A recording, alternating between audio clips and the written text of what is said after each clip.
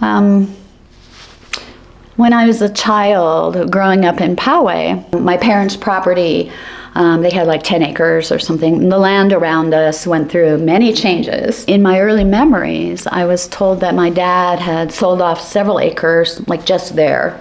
Yeah, I was told it just there. I was not pointing at you, Kevin, but across the street at those apartments.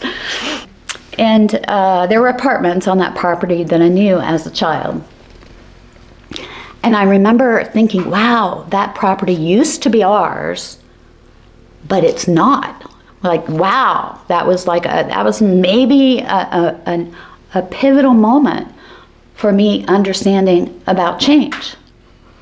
Like, it was really quite profound. But at some point in my teens, my parents sold some more property to a church next door. It was growing. So we rearranged some things in our life and adapted to those changes.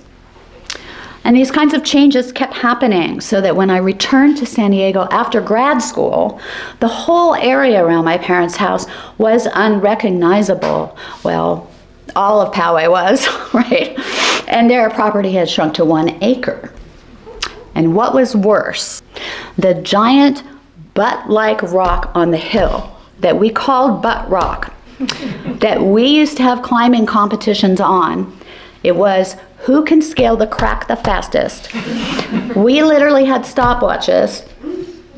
I always won.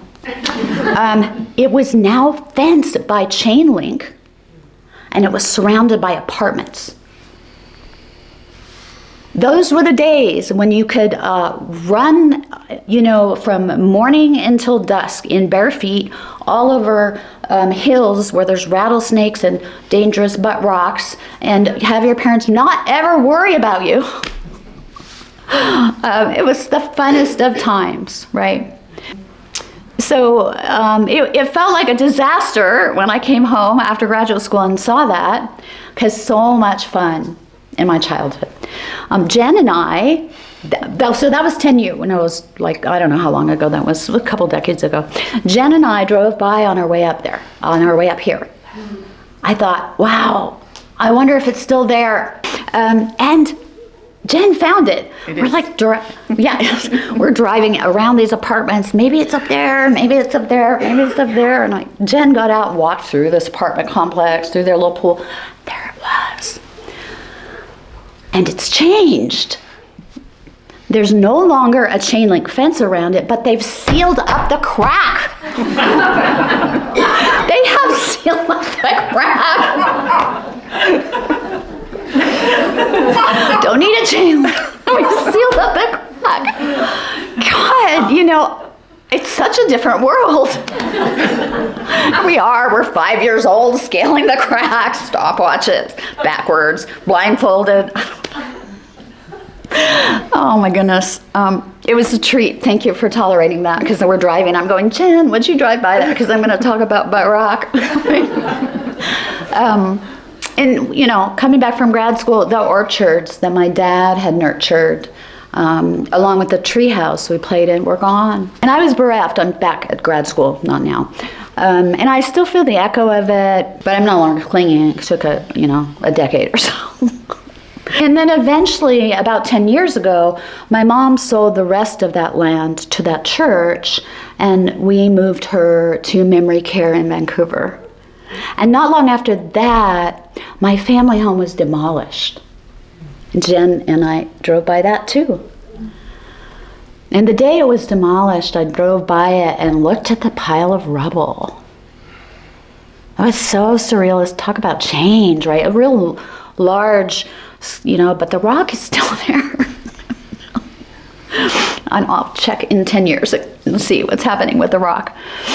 As a child, you think that things will stay the same. We don't have a large perspective like this.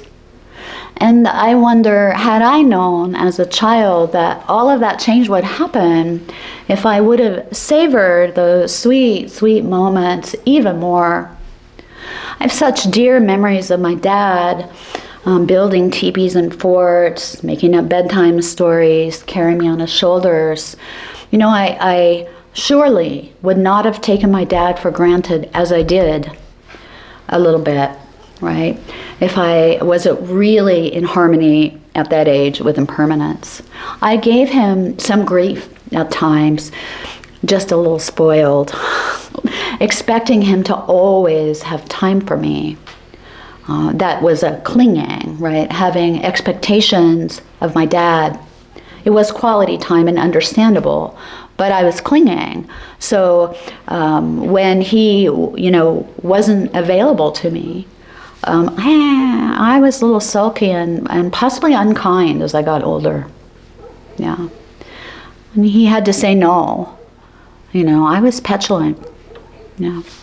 Had I really understood the impermanence of everything, I wouldn't have been clinging. And those moments of unkindness would not have happened, As I was a child, so that's okay, but there's a time for all of us to let go of childish things, and maybe that's why we're here, right? As a child, you assume that's how it's supposed to be. You assume feelings and things last forever. And looking back, they seem priceless to me. More priceless coming from this perspective decades later.